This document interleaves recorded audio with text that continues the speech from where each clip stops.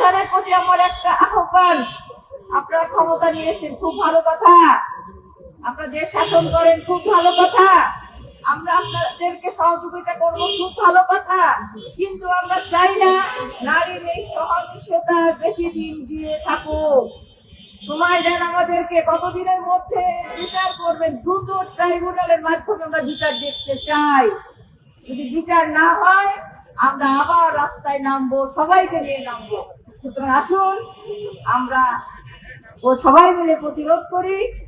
আর যদি দায়িত্ব পালন করতে আপনারা অপরাধ হন, প্রকাশ্যে ঘোষণা দেন। আমি আইন মন্ত্রীকে বলছি, স্বরাষ্ট্রমন্ত্রীকে বলছি, যারা বিচার বিভাগে আছে তাদেরকে বলছি, যারা প্রশাসনে আছেন তাদেরকে বলছি, আপনাদের কি মা বোন নেই? যদি মা বোন থাকতো আপনাদের ঘুম আরাম হয়ে যেত। আজকে আমাদের ছোট্ট ছোট্ট শিশুরা আত্মনাদ করছে, আখিরাতে তারা প্রশ্ন করবে আল্লাহর কাছে, হে আল্লাহ কেন আমাদেরকে মারা হলো, কি অপরাধ ছিল আমাদের? আমরা কি সে প্রশ্নের উত্তর দিতে পারবো? পারবো না। সুতরাং আসুন আল্লাহকে ভয় করি, সামাজিক বিচার, ন্যায় বিচার প্রতিষ্ঠা করি, নারীর প্রতি সহিংসতা প্রতিরোধে আমরা সবাই মিলে এগিয়ে আসি।